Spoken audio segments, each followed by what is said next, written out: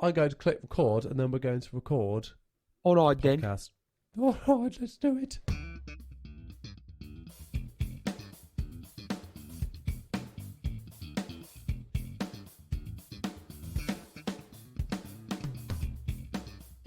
Hello and welcome to In the Pocket, the bass guitar podcast where we get the lowdown on the low end.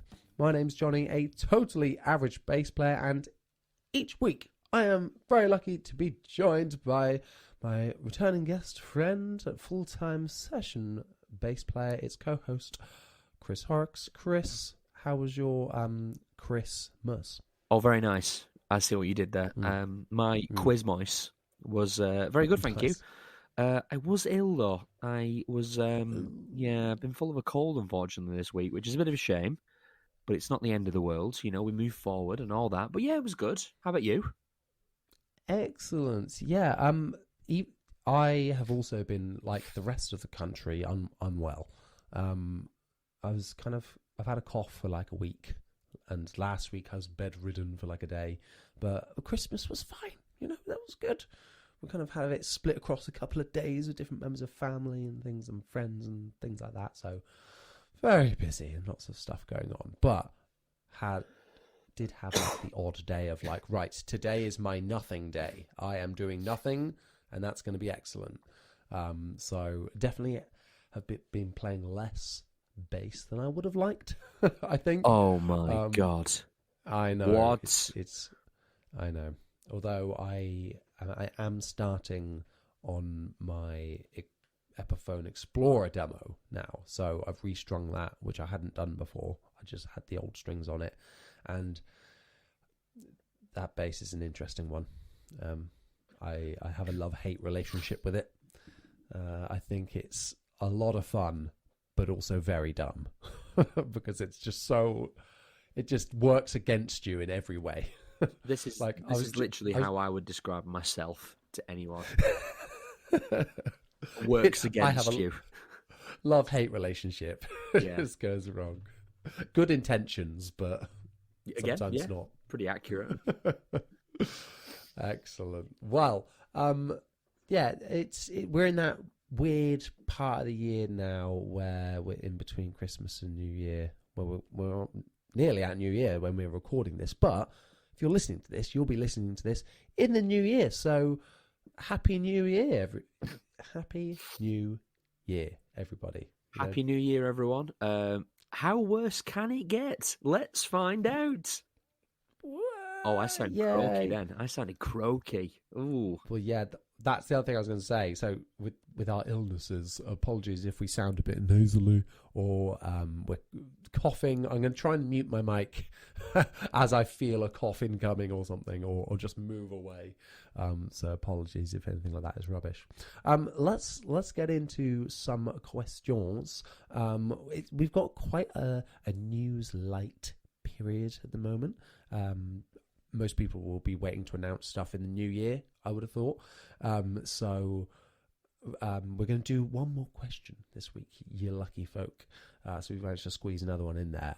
If you want to ask your questions, make sure you head over to our Instagram pages. That is That Guy on Bass for Chris, and at Johnny Dibble for me, Johnny Dibble. On Instagram, you'll see on our stories we put up polls where you can submit your questions. So, like these lovely people have done. So make sure you go over there, follow us, and to keep up to date and to get in touch and get involved with the podcast. Let's move on to our first question.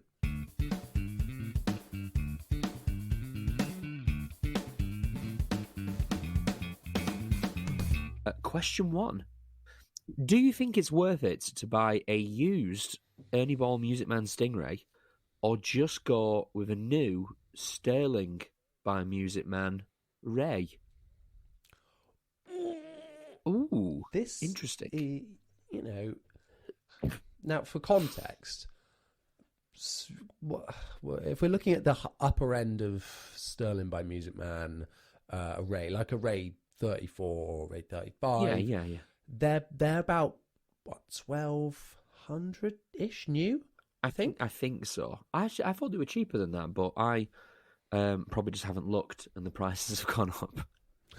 I mean, that's inevitable with everything, isn't it?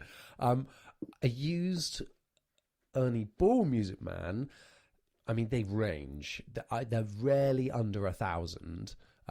It's normally like 1,200 to 1,500 on average, and then upwards of that. You know, some come up for sale. There are ridiculous ones, and they're like $2,000. You know, used. So, if we're kind of looking at like those, if they're saying they're exactly the same price, what do? You know, is it worth holding out for one, or do you just buy a new one? Are they better? I guess that's the question, really, isn't it?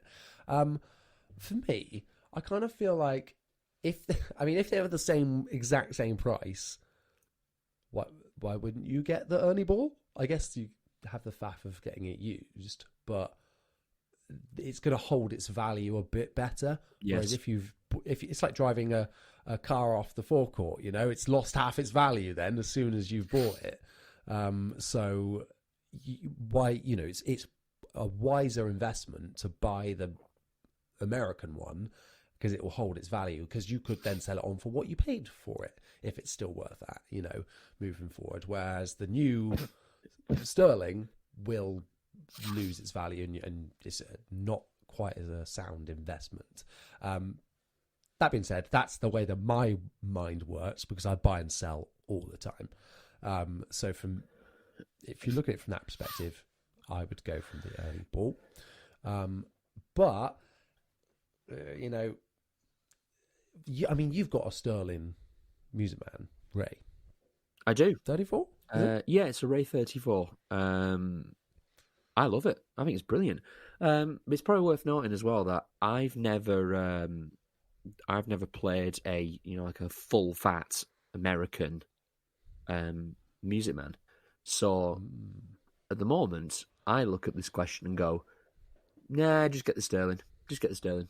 It'll be fine. I've got sterling. Love mine. That'll be more than fine. But again, that's because I've never played the full fat version. I could play the full fat version and go, wow, mine's crap. But again, I haven't there. So I don't know. And also, it all depends if I am starting to enjoy gigging with cheaper things because, well, when you gig as much as I do, and that's not a flex of, oh, look at all the gigs I do, the more it, the longer your things are at the house, the more chance things are of getting dented, lost, stolen, just general wear and tear, stuff like that, So I'm kind of enjoying the slight peace of mind of sometimes just taking a Squier jazz bass to a gig and going, if I turn around and accidentally smack this on the PA or accidentally hit this into the drum kit while we're playing, I'm not bothered. It's fine. Whereas something like my Godan, which is quite expensive, the Music Man was £1,000 still. No, I think I paid 800, but still, that's not cheap. There's a bit of a kind of feeling. But if you're not one of those people, ultimately get the one that makes you happiest. That's how I would describe it. Yes, very true. And whatever suits your situation. There's no right or wrong answer here. I totally agree with that sentiment, though, because, I really, one of my dream basses is a G3 with grabber, with Gibson. And I really want one, but if I'm going to eventually buy one, it's going to be over $2,000, and I'm not taking that down a local pub to do a gig. Yeah. So it depends what you want to get out of it or how disposable your income is, because that is not disposable to me. I know some people that be like, yeah, I got that. Then I went and bought a Stingray full fat Music Man, the week after, and they just take them out and that's fine. You just hate those people. Way. I'm like, oh yeah, that's cool. You're a good one. Yeah, fine. I've got my Sire P4 and my classic vibe jazz bass. Actually, don't have the Sire anymore. We'd be sold it. Yeah. Why? They're both gone. Because I don't like having basses sat around that aren't getting played and that don't have a use. I preferred the Squier. Oh, the 40th anniversary one. Yeah. So that's my P bass, And fair. at the minute, I've got 2 PJ basses. Don't need 2 PJ basses. One of them will be going. I've got the Schecter Model T that's behind me, and then the classic vintage modified Jaguar that's in the back. And yeah, that's a tough decision that I'm choosing to ignore at the minute. Anyway, I hope that kind of answered that question.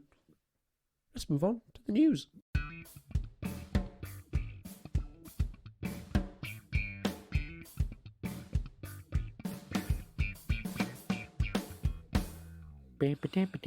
It's time for the news. We kind of alluded to earlier that it's a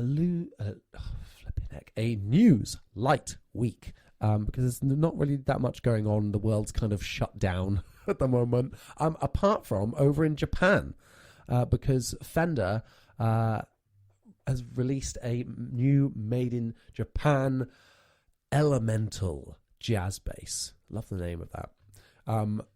You need to pause this and go and Google it right now, because this is going to be some people's like dream looking jazz basses. And I had loads of messages about these when I shared it on Instagram. People were like, oh damn, that is cool. So I will audio describe them to you. These are, imagine an all black and an all white jazz bass that's kind of like a mash between a jazz bass body, but with a Thunderbird. So it's got like 2 kind of slim humbuckers, a Thunderbird style pick guard on the lower horn, and then an active preamp in there, which isn't like a Thunderbird, but just a total mismatch of these 2 iconic basses. And I think these will really sell. I don't think they're like massively commercially available. I think that they are going to be very limited, and of course they're only in Japan. But holy moly, these look really cool. Especially, I really like the black one. The white one looks cool as well, though. I kind of wish that they did a Sunburst one as well, just to go with that Thunderbird vibe. I think that would have been really cool. I've got an interesting article here, though, from Bass Magazine, and because I wanted to know like what the preamp was, etc. And it's just a bass and treble preamp in there, but there are some really weird bits in here that make it sound like it's been translated from Japanese. Some very strange sentences. So here we go. It is equipped with an active circuit with functions. Okay, yeah. What? Go on. Functions. That's the sentence. Okay, great. I mean, it's not incorrect. Yeah, no, they're not wrong. Next sentence. It goes well with amplifiers and pedals, making it easy to create the player's intended sound. I mean, again, correct. Every instrument ever. So there's something else that was a very, very strange sentence. Limited quantity model. Oh yeah, so it's got a compound radius neck, so it goes from a C to a D shape. But in the features list, it's described like this: the neck of the compound bag changes from C shape to D shape according to going to high fret. So, Bass Magazine, you could have rewritten this. This has clearly been translated because it is nonsense. Very funny. But anyway, you've seen these, Chris. What do you think? Yeah, love it. Actually, despite the fact that I seem to accidentally just slag off Fender all the time while we record these things, and I don't mean to. Sucking off every company. Literally everything. It's on the back. And I love this. I love the black one. I think the white one's great too. I really like the sort of Thunderbird-esque pick guard as well. Humbuckers are cool. Active, that's nice too. The black one looks like it looks kind of matte finish as well. Yes, they're both satin finishes. I'd be interested. I assume the back of the neck is satin as well. Really, really cool. Yeah, matching headstock. Forgot to say that. What do you think's a better name, a Jazz Bird or a Thunder Jazz? Thunder Jazz. Thunder Jazz. Yeah, it's definitely Thunder Jazz. Give me that Thunder Jazz. Sounds like a 70s cartoon or something. Well, yeah, it's like Thundercat. Literally, I feel like it should be. I feel like the Thunder Jazz is a 3-episode arc villain on Mighty Morphin Power Rangers. The Thunder Jazz. Do you think that it's like because it's like the Thunderbird and the Jazz Bass come together and create one, like a Megazord. Exactly. Yeah. Mega Bass. Exactly. And then they all come together, and it just dominates everything. Precisely. This is one of those basses where I think Fender have really got it right. Like they're always in this damned if they do, damned if they don't situation where they do something that people really don't like. They do something really different, and people hate it. Yeah, or they'll just do the same reissue classic. Oh, it's just here's another vintage jazz bass, and people are like, oh, boring. People will always be on one side of that fence. So this is a really nice in the middle, I think, of giving us a slight twist on a classic that isn't too wild and out there. So I think great job. There's no indication about price or anything on there. Oh, I just saw something. Like that on this. I saw like. Oh, did you? I swear I saw something like $1,200 or something like that. Wow. But I'm not buying that for 1 second. Oh, absolutely not. But that isn't that bad of a price, I don't think. No, that's great. I mean, that doesn't seem too bad. Oh, yeah, I see it. Yeah. I just went on a different website. $1,244. But yeah, it's exclusive to the Japanese market. So you'll probably see these in like 5 years down the line being sold in America or the UK for like $2,000. Yeah. So we won't see them for this price. I was just thinking, actually, I would like to see this in the candy apple red that my Aerodyne is in. Ah, nice. What would you do, like a white pearloid pickguard with it or a black one? I'm going to go white because mine comes with a black and I do like it, but I'd rather it be white.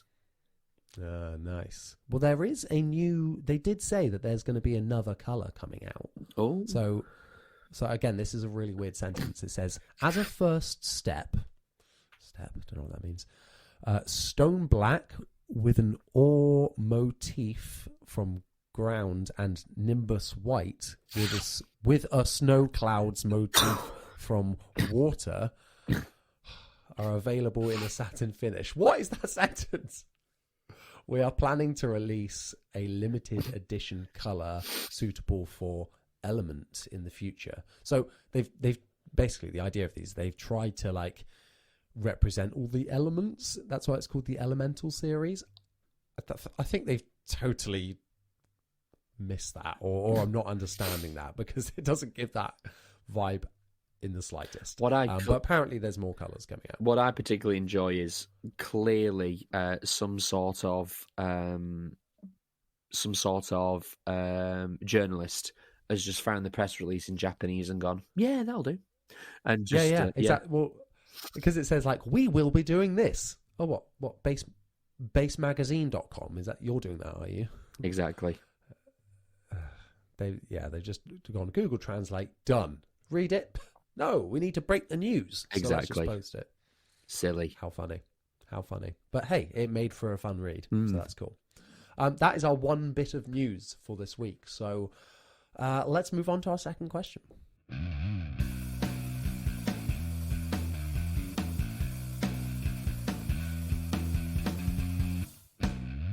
God, I'm dying. Question 2. This is interesting one because I'll read the question. Which valve amp would you buy if money was no object? It's an Ampeg SVT. Next. Done. Also, how dare you presume that I want a valve amp? Yeah, what the flip? Whoa. How dare you? I have lower back pain. Excuse me. I've got two answers for this.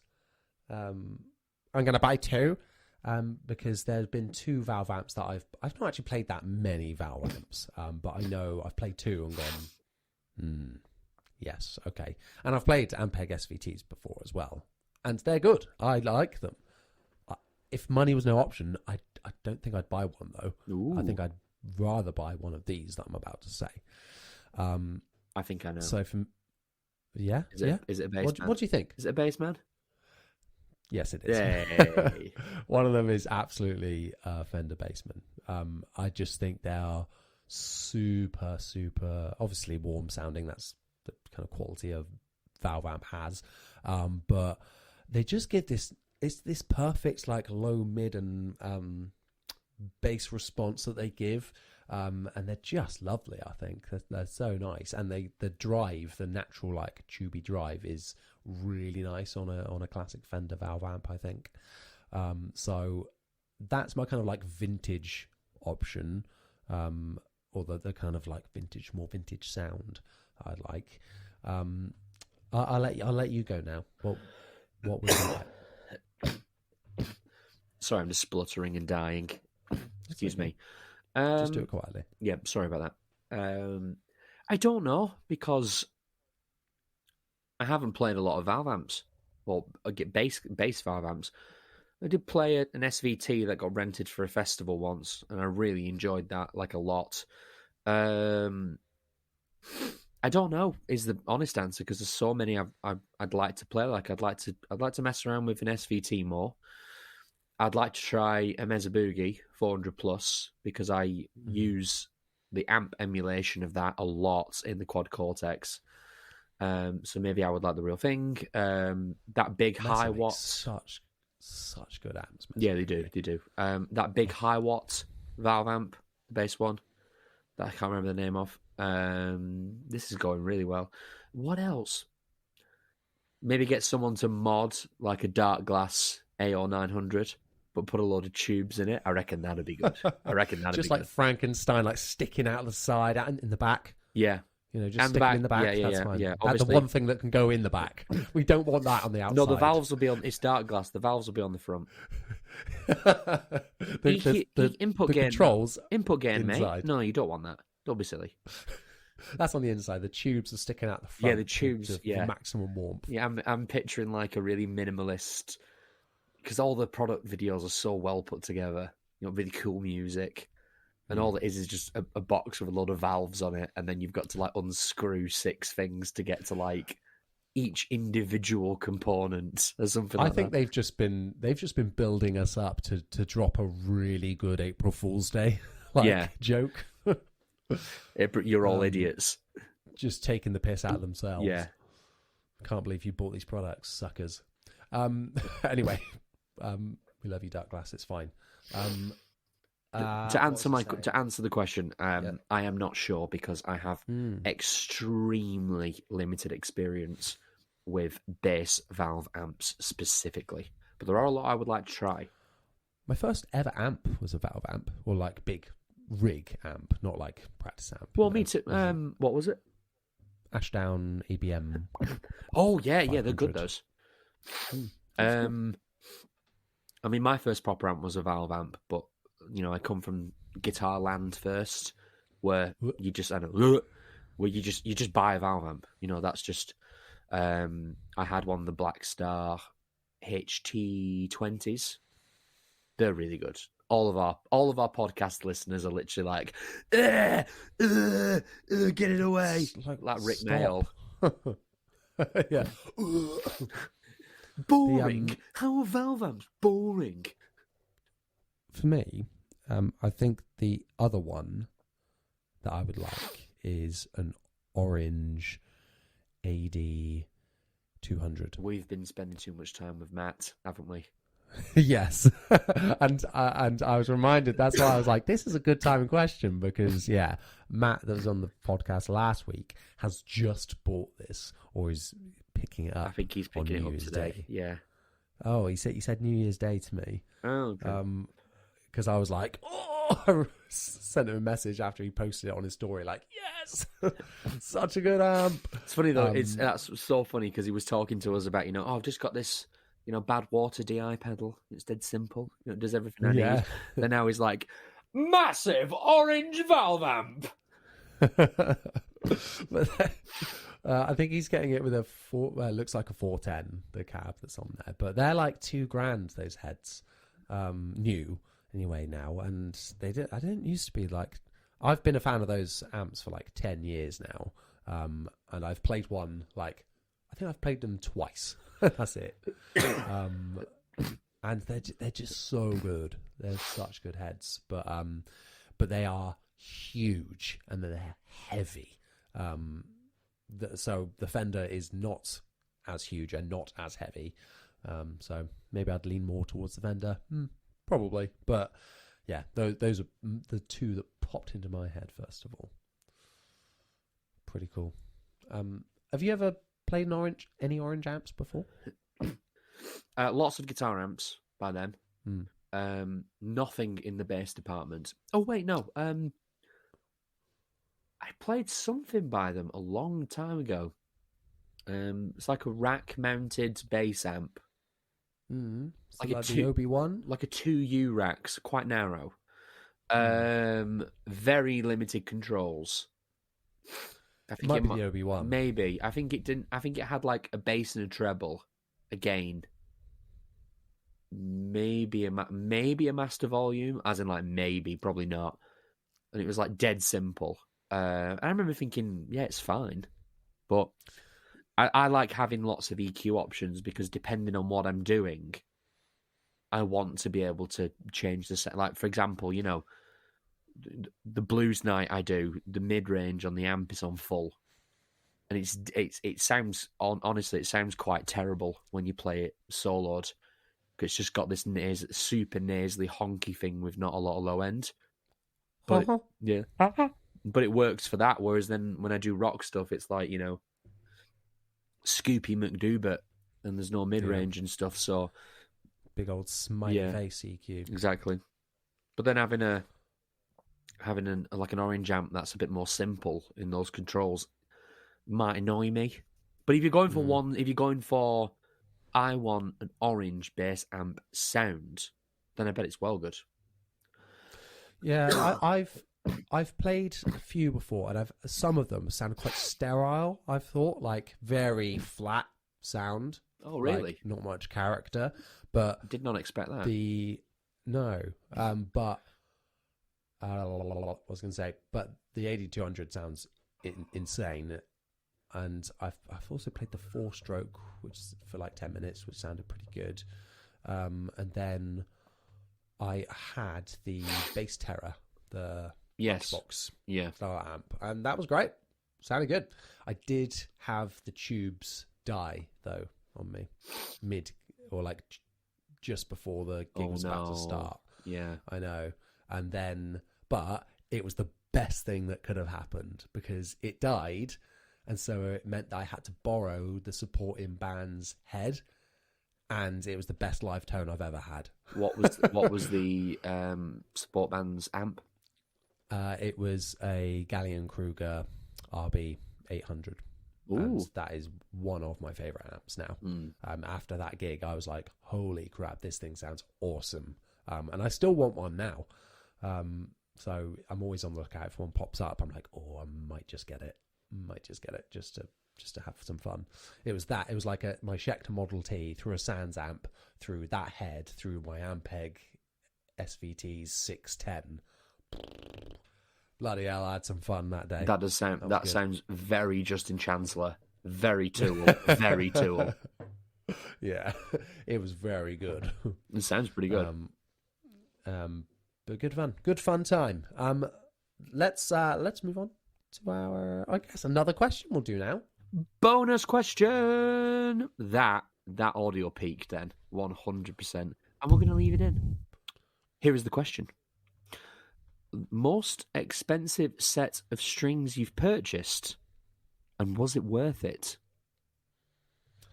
Ooh. Now, we all know bass strings are insanely expensive. We see guitar players complaining, and they're like, oh, like £10. And we're like, shut up. You stop that now. You have no idea. Oh, I've got to buy these Diodario NYXL dipped in gold strings, and oh no, they cost £9. And then you end up, and then you make the mistake of being a jazz guy with a 5-string, and you're like, it's £1,000 for a set of flatworms. Yeah. Well, Oh, that's the thing I didn't think about, flat wounds. Although my expensive strings are more expensive than the flat wounds I've bought. Oh, interesting. Okay. Well, you go Yeah. first, because I can answer mine in one sentence. So I went for a short period of time, I was playing elixirs, and they were just the 45 to 105s, nickel-plated steel nano web strings, and they're like between 50 and 60 quid. They move between. Youch. For like a standard set of rounds is crazy money. Wowcha. They're so expensive, but were they worth it? No. Don't get me wrong, they are excellent. They are excellent strings, and they do last. They're the longest lasting rounds ever played, but they're not worth that money. Like, if you were to be like, right, I'm gonna, for the amount of time in a month, say if I was buying several sets of string in a month, how much am I going to spend on the cheaper ones that die more? It needs to beat that, doesn't it? Yeah. Yes. And it didn't. No, I don't think so. But they are very good. They're very good. But if they were like 40 quid, maybe. Because on average, I'm spending 20 to 25 pounds on strings at a time, normally. And that's normally... Oh, hang on. Got them right here. That's normally these at the minute. Yeah, pretty standard. For the viewers at home, Jonathan is... oh, yes. Yes, yeah, you believe it or not, you are talking to more than just me. Your good old standard D'Addario XL nickel 45 to 105. Yep, those are the ones. That's what you want. And yeah, big fan. I've come all the way back around. I've gone on an Ernie Ball journey back again, and I've landed back to D'Addario, right where I started. What about you? God, I'm dying. I'm slowly dying. Good, my goodness. Yeah, pretty easy. Most expensive set of strings I've ever bought was a set of D'Addario Chrome flat wounds. I bought them about 3 weeks ago. I think they cost nearly £50. And so far, yes, I'm enjoying them a lot. I'm enjoying flats considerably more than I thought I was going to. That's excellent. They are relatively new sounding still, so I've not quite lost all the top end yet, and they've gone all super vintage. So I'm looking forward to that journey. I wonder with those, because they're the chromes, yeah, and, that they do have that brighter element to them. They've got a nice zing to them at the moment. It is going away though. I can feel it going away. But yeah, I'm really enjoying them actually. And I'm not just, like, I used them last night at my gig, and I played everything from like Jimi Hendrix through to like Walking Bass Lines, Zombie by the Cranberries, Valerie, Living on a Prayer. What else did I do? We were about to do Enter Sandman with flats. Ooh. We did the intro. What bass was this on? This was on Magodan. Oh yes. Yeah. So we were doing we did the drum intro for a laugh, and I did the chuggy bit on my bass, the dun dun dun dun dun dun dun dun dun, and I was like, this sounds massive. But yeah, no, I'm really enjoying them so far. Oh, and I did all my corporate pop gigs this month with them, and I was doing everything from, I was doing like fuzzy synth sounds, I was doing like muted stuff with my thumb, really distorted, like, putting loads of gain on for like Mr. Brightside at the end and stuff like that. And yeah, I'm pleasantly surprised so far. Nice. Oh, awesome. Yeah, flats is a journey I'm continuing to go on, and my short scale Mustang is going to be my flat space. Yeah. And yeah, Chrome's is up there with the ones I want to try to put on there, because I hear nothing but good things. They are amongst the top recommended ones. It's normally, well, you know, there's a whole host of ones that get recommended, but Chrome's the ones that I've noticed that keep popping up that I haven't tried yet, as well as Labellas. And I've heard some people I know and trust say, didn't really rate them, and then some people I know and trust say, yeah, they are the best. So it's always the way, isn't it? I don't know. I might have to watch a couple of comparison videos, but watching a comparison videos of flats. Oh yeah, because all you'll be able to hear is just. So now we're moving on to the D'Addario Chromes. Yeah. That's what I don't understand when some people demo a guitar and they like a bass and they go, and let's hear how it sounds. We'll start with the tone off. I don't know. I guess that's a different audience. Some people obviously play with the tone off. I will argue this to the day I die.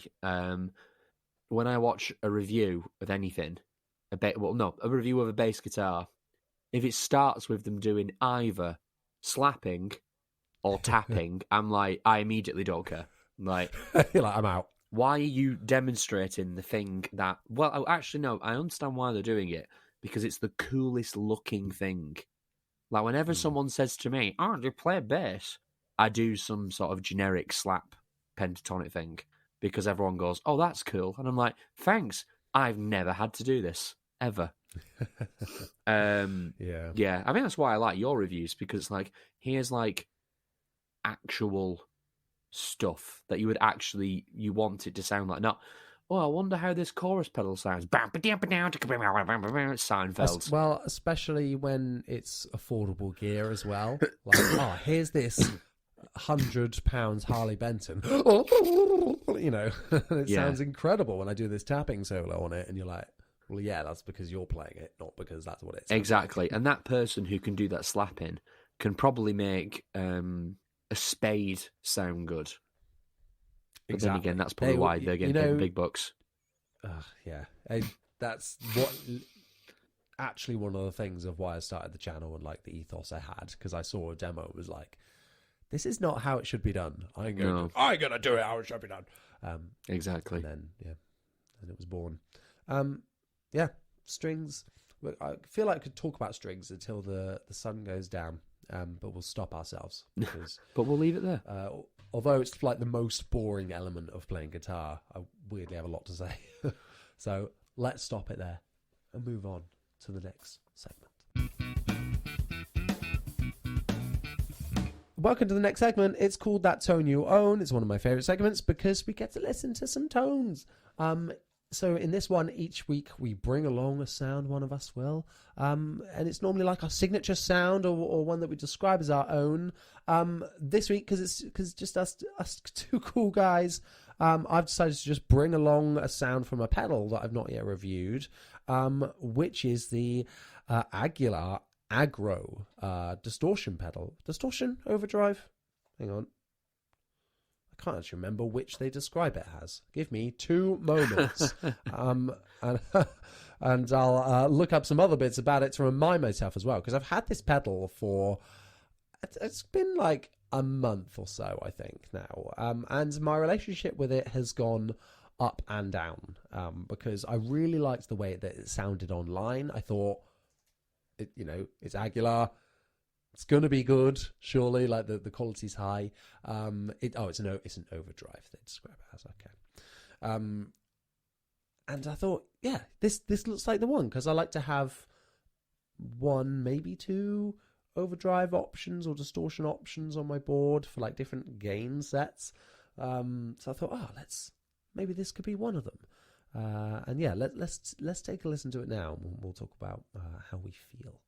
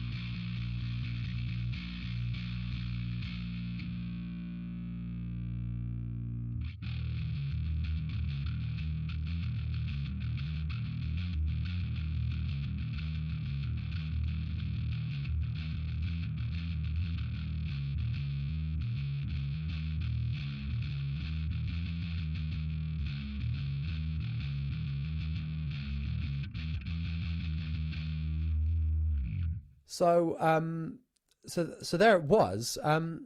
Now I sent this to you this morning, Chris, and I recorded it this morning when I woke up. Because I hadn't plugged it in for a while because I'd kind of gone off it a little bit, and my fears were kind of realised because I did not enjoy putting this sound clip together. I was just like, I don't think this sounds very good. You know, I played around in some of the settings in there. For context, it's got a level knob, saturation knob, presence, and then a contour as well. So presence being how much treble and high end is affected in there, and then contour being like a mid-range scoop. And yeah, I when I first got this pedal, I loved it. I was like, this is really good sounding. I like this. And then I plugged it back in today and was like, I didn't enjoy these sounds. Maybe it was an off day. I don't know. I might try it again with some different basses and different strings and things like that to see if it kind of rejuvenates it a little bit. But today was not its day for me. But then listening back, I didn't think it was too bad, but just a bit less definition. I mean, what were your thoughts? I thought it sounded good, to be honest. I know you might just not really be feeling it at the moment, because I listened to it and I thought, you told me before we played it, like, oh, I don't really like this, but here you go. Like, have it. But no, I mean, I don't think there's any problem with it. I mean, it's quite a... how do I describe this? What did you use to record it? What bass? Oh yeah, I should have probably said that. Yeah, because what is it? It's the Jaguar. It's the vintage modified Squire Jag. Yeah, from about like 2010. Going into that's going straight. Well, that signal chain wise, that's going into the pedal, and then into the Line 6 HX Stomp, which is just loaded with just the amp. That's it on that patch. So nothing in between. I think it sounded pretty good. And I don't think it sounded bad at all. It's a very specific sound, like it's quite gnarly. Clues in the name. But I mean, yeah, there was no complaints on my end. I mean, maybe just put it to one side, play it with a different bass. I mean, that kind of sound, I reckon, would, like, if you've still got a Stingray based instrument, haven't you? You've got like no, you don't. No, well, send it to me and I'll do something with my Stingray, and that will probably sound quite good as well. Yeah. I don't think there's anything to complain about at all. I thought it sounded pretty good. Oh, fair enough. I feel a bit better now. Yeah. It's quite a fuzzy sound, weirdly. Oh yeah. It's quite like I think you described it as like a rat, which is like that blend between distortion and distortion and fuzz. And I think that perfectly describes it, which is weird because they've brought out the Storm King, which is essentially the same thing. That. Yeah. So yeah, for an overdrive to sound like that is quite good. I think I like that sound, but you're right. It's very aggressive, and it is called the aggro. But I guess right now I just wasn't really wanting that.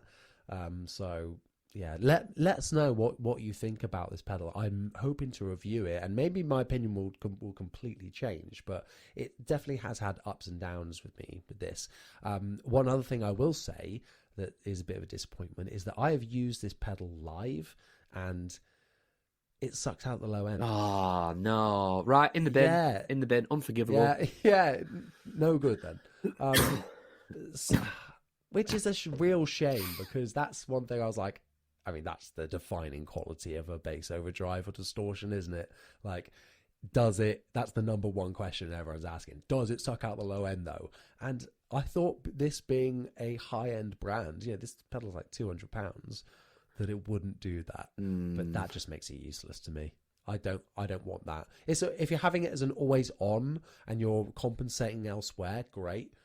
But that's not how I would want to use this. And because it is so aggressive, I don't feel like that's how you would use this. So you wouldn't have it as an always on, because you could use it like the saturation kind of down, level up, and have it as like just a bit more, just to have that little bit of saturation that you have. I use the Alpha Omega for that. It's not on like full drive. It's kind of giving a nice warmth. Yeah, but that pedal is so presence. good for that, though. The amp is so good for that. I've only ever used the amp on the distorted channel on, with the blend on full, the gain all the way off, the grunt and the bite switch on, and then the level quite high, and it's like clean, but just with a bit more, chutzpah. Yeah. Yeah, and it helps with the mix as well, I think. Totally, yeah. It's a good recording tone. Yeah. Because it helps you blend in with the guitars, and then you've got that high end if you want to dial it in and poke out over the top a little bit. So yeah, I'm always just tweaking with the treble and the high mids on there. Yeah, and pretty much exactly the same settings. So I love using it for that. But yeah, this one I don't see it as being that kind of tool.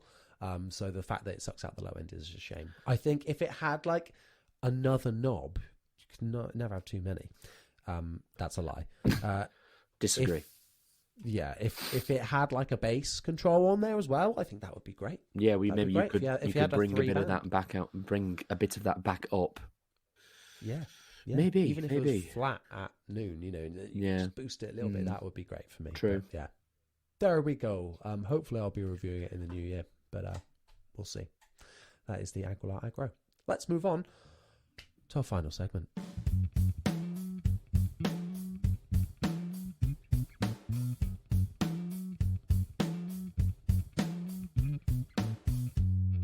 Welcome to the Big Bass Debate. I should change the name of that, really, because there's never a debate.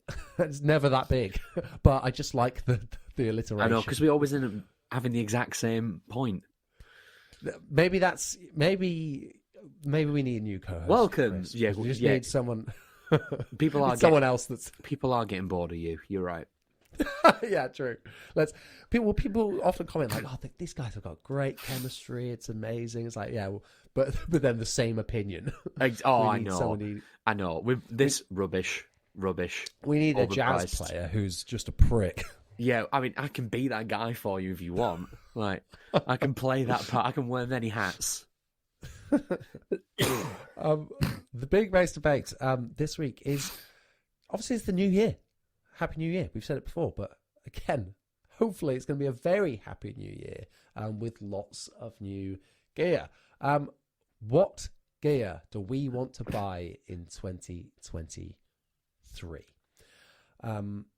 Now, this might be something that we're hoping will come out and we'd like to buy, or something that we need, that we think, okay, yeah, this year is going to be the year that I'm going to buy one of these.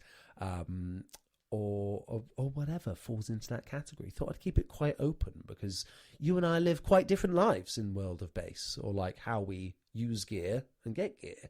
So what do we think we'll buy this year and what do we want to buy? I've got a couple of things, products that don't exist, products that do exist.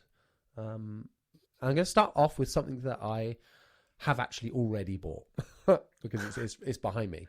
Spoiler. And it is a double bass case. Oh, nice. Not a case for a double bass, a double case for two. You know what I mean? A dual bass case. That is the one. That's the word you're welcome. Looking for. May I ask who it is by?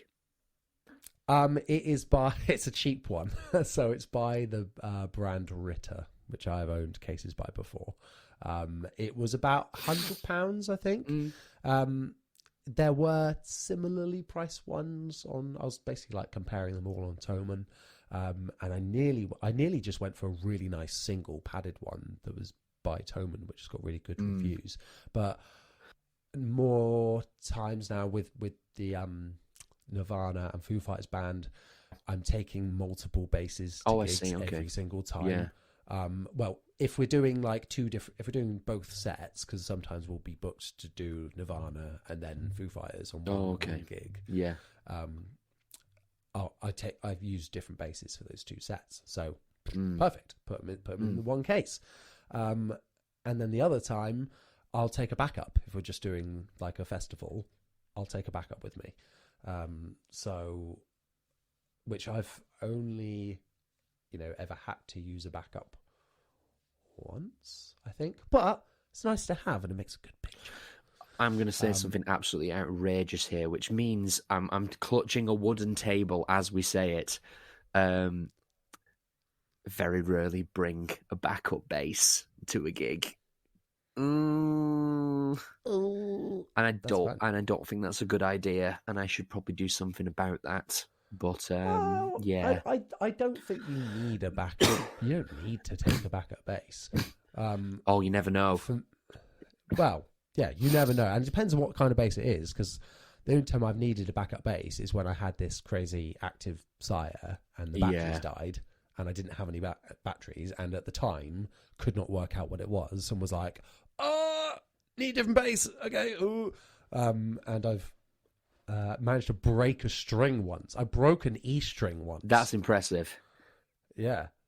I hit super hard. And I think it was a very cheap bass and a very cheap string, I think, at the time. But yeah, there we go. So that's been my first, I'm going to count it as this year, first purchase, which has been quite exciting.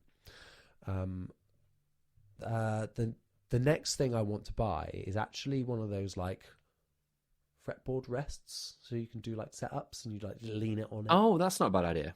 Yeah, I want one of those just because I restring my guitars sat on the floor because I've got no space to do it. Yeah, and they're just like, the neck's flapping and hitting the floor, and I just want to get something to prop underneath it.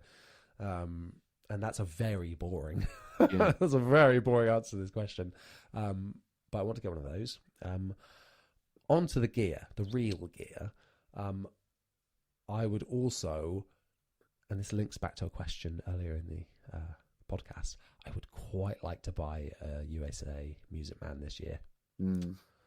I do have a Music Man hole in my arsenal at the moment.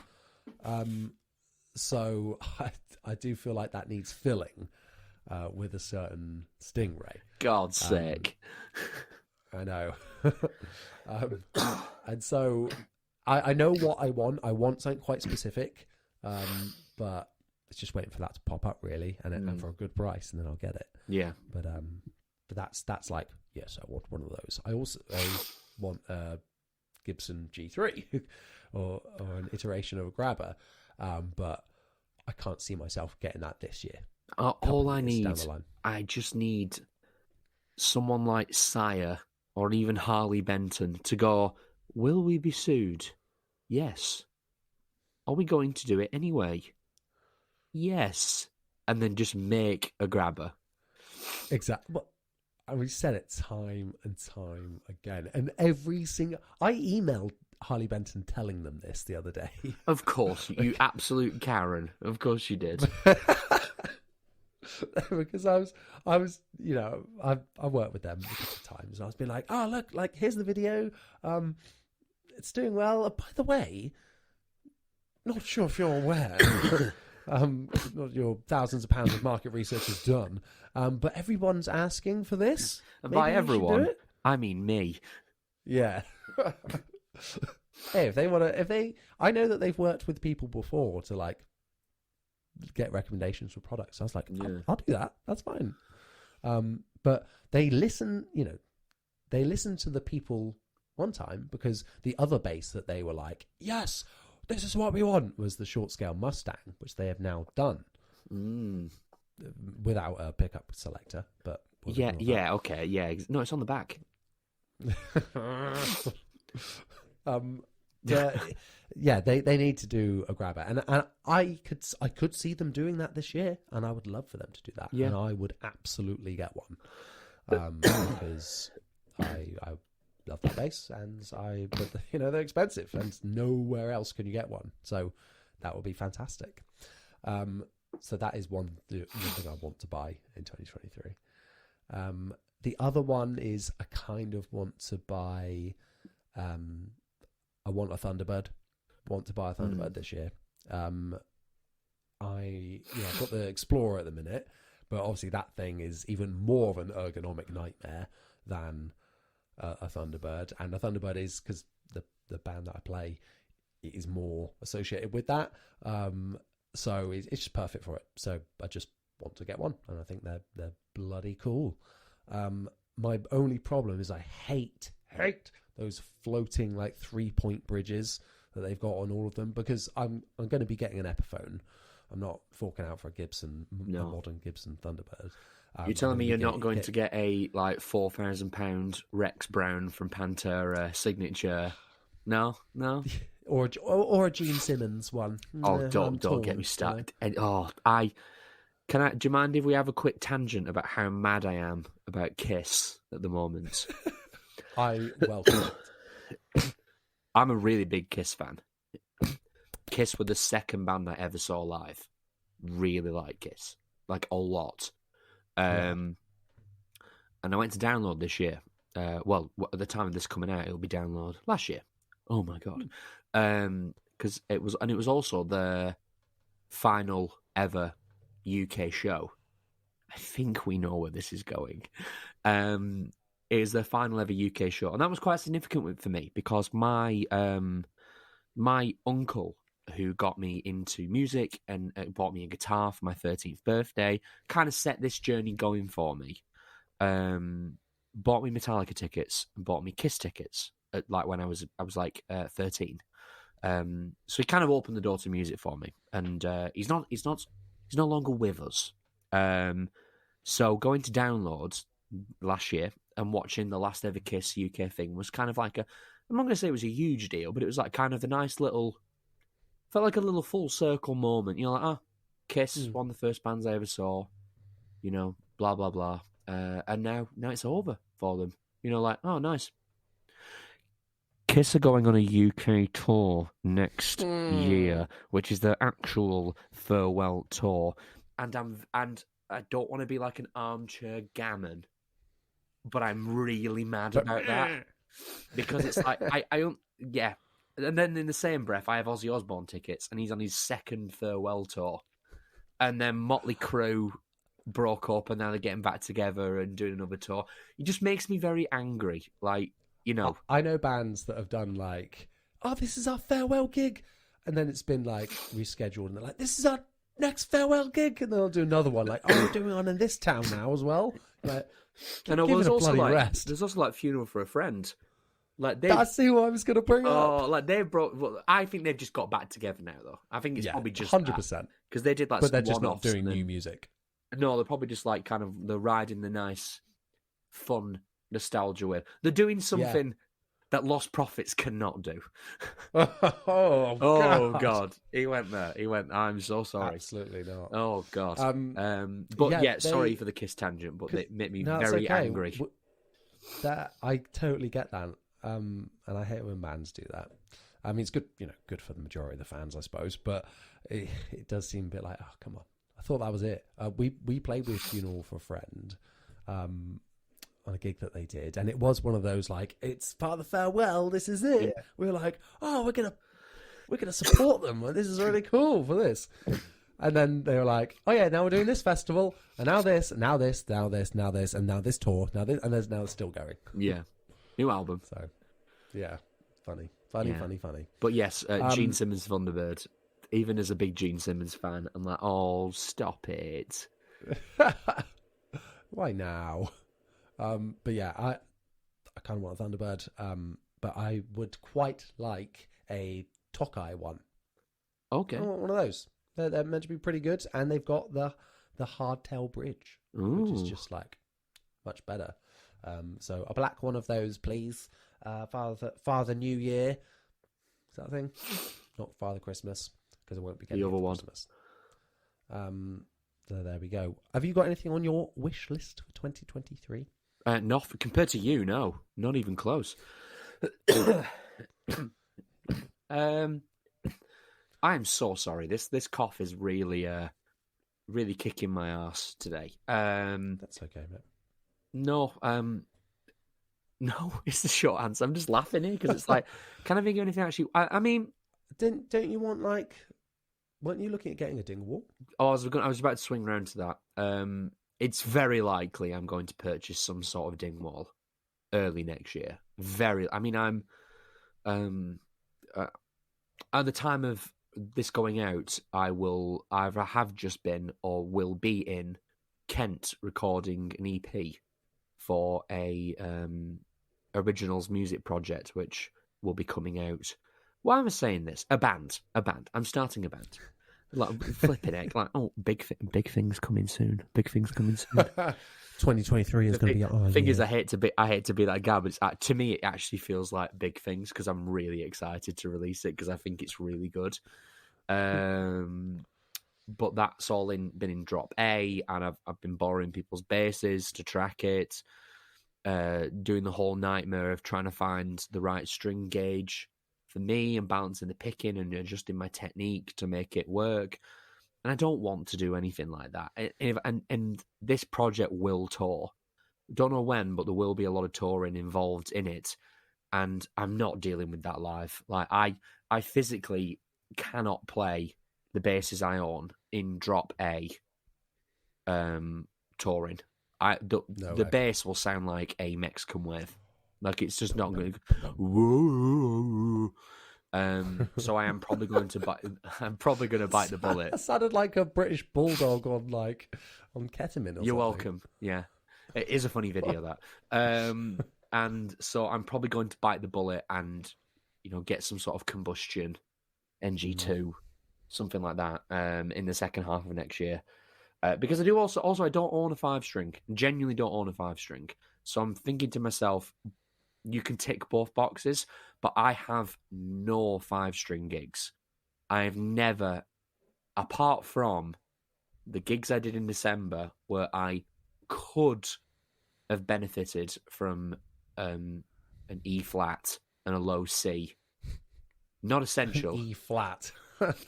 I need to buy a 5-string. Exactly, but there were a lot of songs that were in E flat, and I was like, we're going into the chorus, and I'm having to slide up to go into the chorus, and it's not the end of the world, realistically.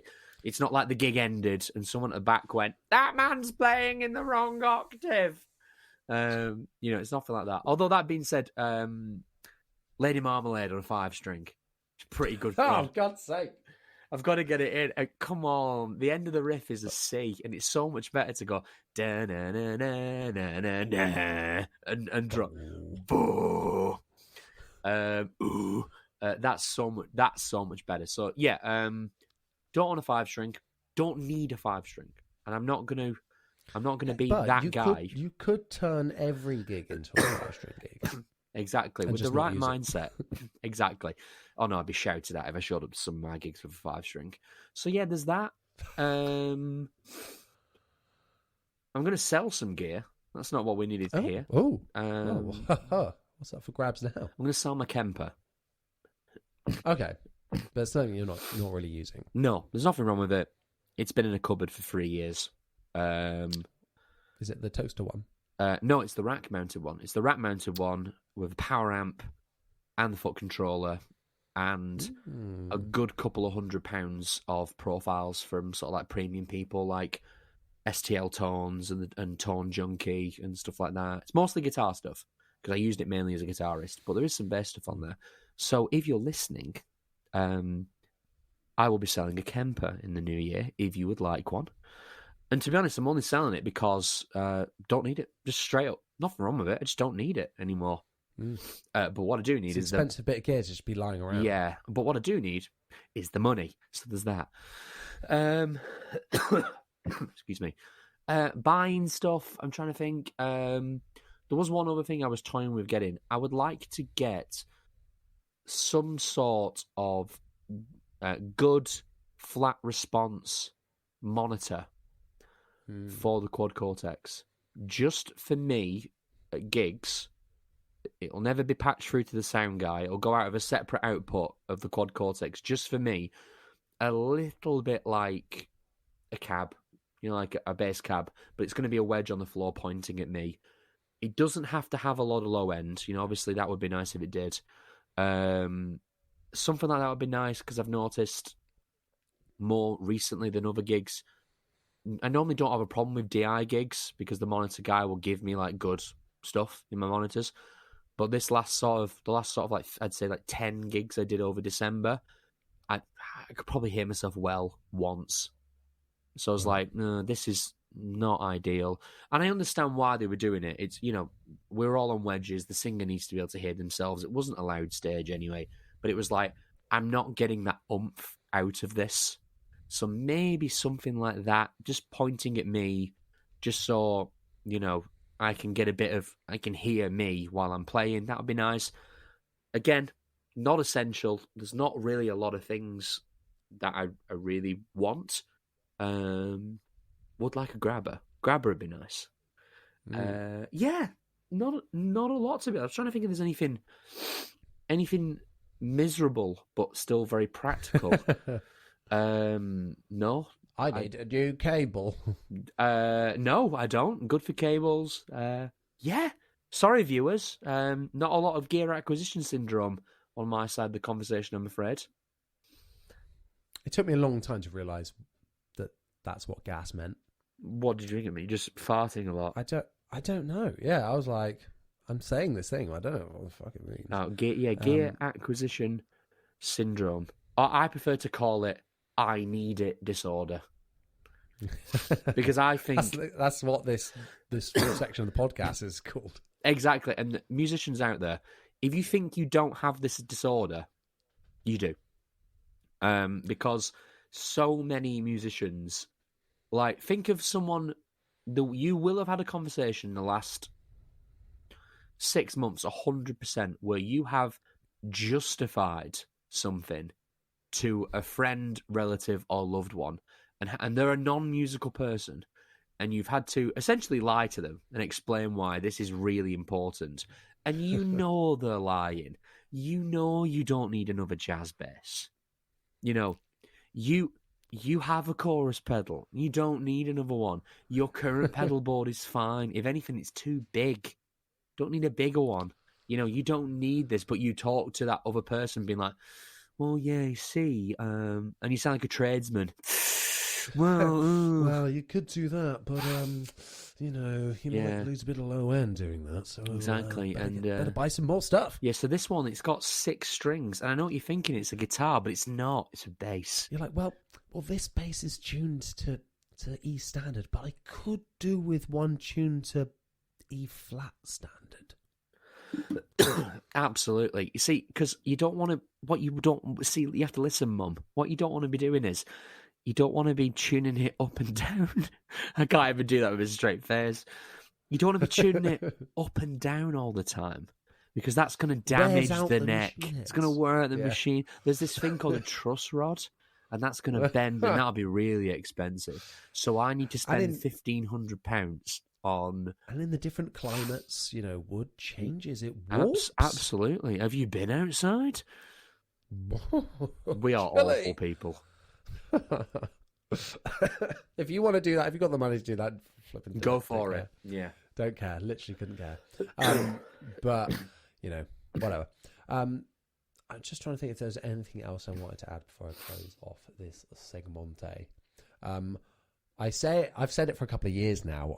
I want Sterling to release some more basses. Like, I want them to do a Cutlass or a Caprice. Oh, nice. They're PE bass and PJ bass. Why not? Why not do a Indonesian-made version? That would be awesome. They've done it with some of the guitar models. We've got some more shapes and stuff. I want to see it. Let's do it. But I've said that for the past 2 years, and they still haven't done it. So exactly. Whatever. Remember a couple of minutes ago when you were like, I'll drop them an email. I'm an influencer. I'll tell them what the people have been saying. The good people of the southwest. Yeah, southwest, aren't you? Yeah. All right, Johnny, what we'd really love is we need a Gibson. How do you do Gibson Grabber in the West Country accent without going Welsh? You need a Gibson Grabber. Grabber. I was going to Gibson Grabber. Not from Newport. No, sorry about that. Whereas up here, it's stone throw away. Yeah, but, close enough. I mean, for those of you listening at home, I just told Johnny before we started recording, I'm driving near him on Sunday, and I'm not. Yeah. It's probably like an hour and 20 away from where I am. I know, but I'm driving for 4, so yeah. I mean, I wouldn't dream of driving 4 hours. I'm like, bugger that. Yeah, well, I'm doing 4, staying over somewhere, then doing 4 again. Ugh. Disgusting. Disgusting. Don't play an instrument for a living, boys and girls. Don't do it. It's cracked up to be a great time. And it's really, I mean, this sentence is horrible. I was about to say it's rubbish, and it's not. It's great. You just have to learn to love the M6.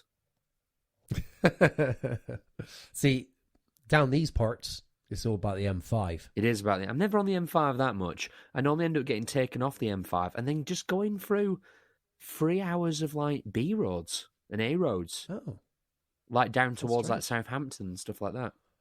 Oh, do you know what? I just thought of an excellent podcast. Because right now we're having a discussion that sounds like everybody's dad is always like, which way did you go? Oh, yeah. Did you go down? Oh, you went down the B road then when you came off the M6? Yeah, and then you did, And the M5. Like, yes, yeah. And then the A, blah, blah, blah, 69,420. Yeah, and you're like, I don't know, Dad. I looked at the sat-nav. I don't know. Exactly. I've had technology to help me do this now. Exactly. To be honest, the whole thing was an emotional blur. I cried the entire time. I blacked out. And I completely disassociated. After I mowed through that playground, it was all a blur. But can you imagine a podcast of dads just describing journeys to each other, going like, "Oh yeah, then down the M5." I think I'd love that. Yeah, I think I'd love that. Were you there when that bridge got closed? Oh yeah. Oh, I had to go around a diversion round there, and then I actually had a gig in summer where we'd done the gig. It was a hotel chain called Warner Leisure. Very nice. Not a sponsor. Not a sponsor. I wish you were. I will say, if anyone from Warner Leisure is listening, your buffet facilities are fantastic. Wow. And your backstage areas are very nice as well. Love the couch. Excuse me? Oi. I said what I said. But anyway, did the gig. Quite late, about 11:30. Set off. It's about a 4-hour drive back home. I'm car sharing with a guy who lives in Stoke, so I'm dropping him off on the way, and then I'll do the next hour and a half back up to Manchester. So I'm driving. We get onto the M4. Is it the M4? Kind of going, kind of like past you, and then M4's like, is it M5? London. And that would be M5 then. Going past on the way to Cheltenham, kind of way. Yes. It's that one. It's that big motorway. Long story short, it had to close because there was a man on a bridge who was going to very sadly jump off. And spoiler alert, he didn't, luckily. But we were all just sat there with the engine off, just chatting to random people for about 2 hours. Oh, God. Until the police came, legging it down the hard shoulder, going, "Get back in your cars, get back in your cars, he's fine." And everyone was like, "Yeah! We're getting out of here." And I absolutely good job. Gunned my car. Like, so we had something similar happen the other day. Oh. I'd say the other day. It was must be really depressing where you live. Yeah. Oh, yeah. And that was happening, and we got onto the motorway, and as soon as we got on, brake lights started coming on. Everybody started stopping. We were like, "Whoa, this was literally fine when we came over the bridge." And then we were stuck there for like 2 minutes, and then all of a sudden, everyone just starts turning around, doing a U-turn on the motorway, and going back up the slip road. Like, there was an RAC van doing it, 3-pointer, and we were like... Are you allowed to do that? What? No. We were like, what's going on? Surely what's there must be like doing? a police cordon at the front being like, "Yeah, everyone turn around." Well, I don't know, 'cause I didn't see anything. When we saw, like, vehicles like the RAC doing it... Then it must be I wasn't fine. driving, it was someone else, and they were like, "I'm just going to do it." So then 2 minutes later, there we are, going the wrong way up the slip road. I bet that was exciting. Yeah. Well, the thing is, the slip road was then full with cars going the opposite way up. Can you imagine going the right way? Just yeah. like, The cars were coming up, they're like, "Ah!" Yeah. Just so confused. Like, what's happening? And no cars could get on because everyone was just leaving. And yeah, it was... That's insane. Exciting. I know. Crazy. They also did not jump off the bridge. So that's good. Very good. Yeah. Very good. A light note to end on, I suppose. I know, fantastic. To conclude, we debated about nothing again. No. Welcome to this week's episode of Chris and Johnny's Echo Chamber. That's what people subscribe to this for. Exactly. Right? Absolutely. Chris, where can people find you on the internet? What are you doing? I'm doing lots of things. Most of them I can't share on the internet. But you can find me on Instagram, on That Guy on Bass. It's probably your main place, to be honest. I do have TikTok. I do have YouTube. They're both under the same things. In terms of quality, if you want content to view on YouTube and you have to pick between me and Johnny, you should pick me. I mean, you should pick Johnny because I don't upload anything on YouTube. I might change that soon, though, but I have nowhere to film. Anyway, that was a really long way of me just saying Instagram, That Guy on Bass.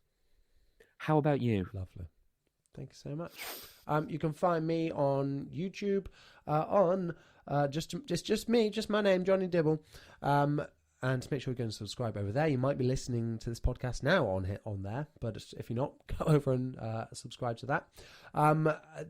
Yeah, it's just Instagram as well for me and TikTok, really. I'm going to try and get back into TikTok because I've had months off of it and I've been using it but not posting on it. So go and follow me on there, Johnny Dibble Bass, and then just at Johnny Dibble on Instagram, where you can submit questions for this podcast.